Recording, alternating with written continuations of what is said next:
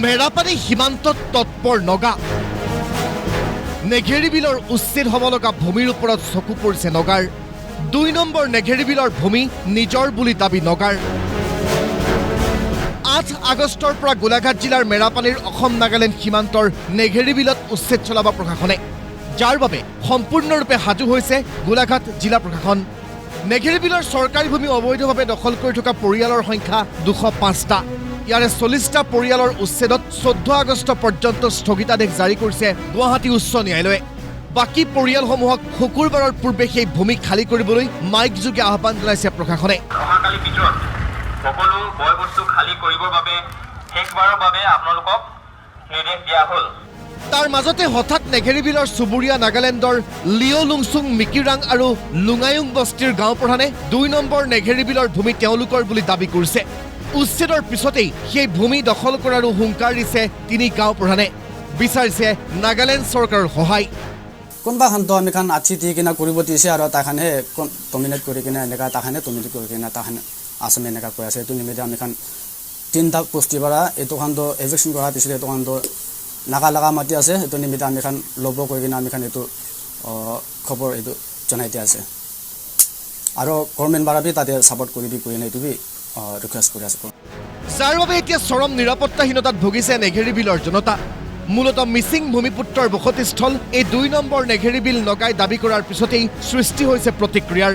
এই ভূমিপুত্ৰসকলৰ জীৱন সম্পত্তিৰ নিৰাপত্তাৰ স্বাৰ্থত উচ্ছেদ হ'ব লগা স্থানত অসম আৰক্ষী বেটেলিয়ান অথবা আসাম ৰাইফলছৰ শিবিৰ স্থাপনৰ আহ্বান গাঁও প্ৰধানৰ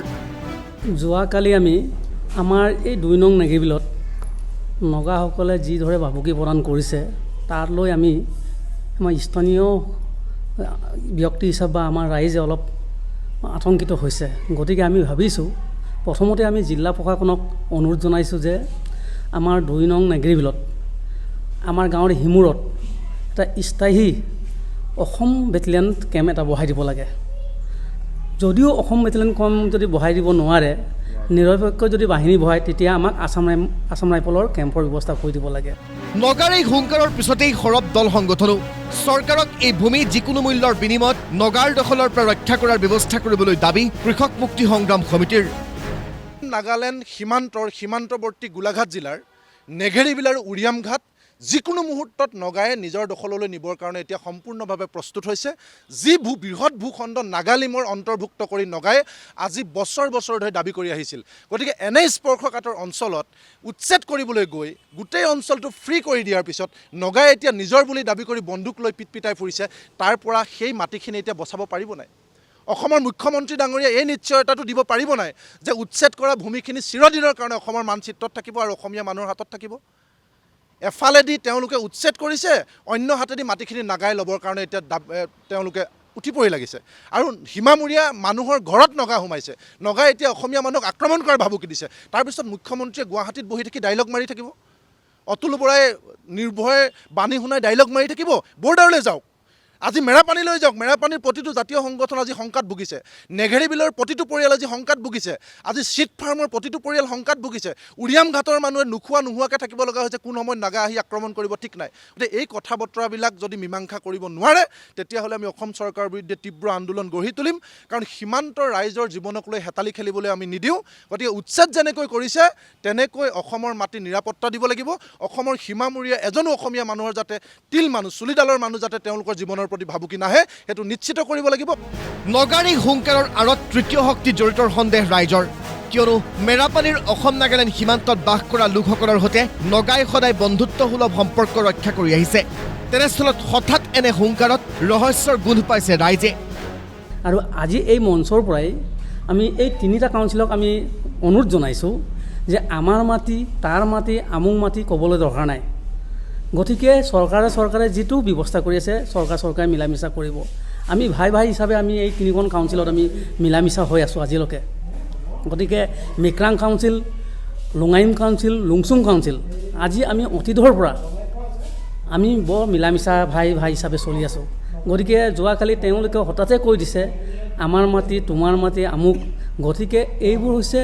অসম চৰকাৰ নাগালেণ্ড চৰকাৰে আলোচনাৰ মাধ্যমে তেখেতলোকে সমাধান কৰিব গতিকে কোনোবাই তৃতীয় শক্তিয়ে যাতে এইবোৰ কামত জড়িত হ'ব নালাগে ইফালে উৰিয়ামঘাটৰ ৰেংমা সংৰক্ষিত বনাঞ্চলখন বেদখলমুক্ত হোৱাৰ পিছত এতিয়া ঘূৰি আহিছে তাহানিৰ পৰিৱেশ।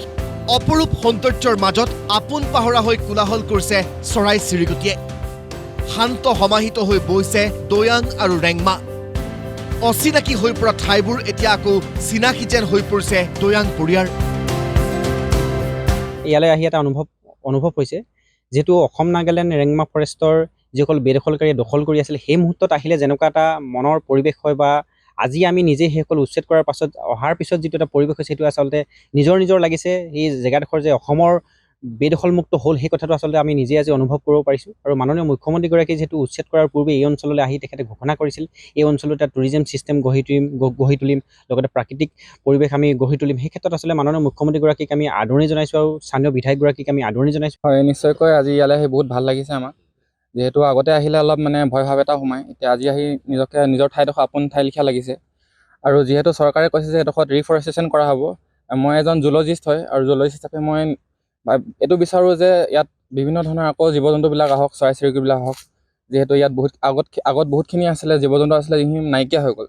তো সেইভাৱে মানে এতিয়া আকৌ বিচাৰোঁ যে সকলো বস্তু অকল ইয়ালৈ ঘূৰি আহক। ৰেংমা সংৰক্ষিত বনাঞ্চলৰ আজিৰ পৰিৱেশটো সঁচাই ভাল লগা।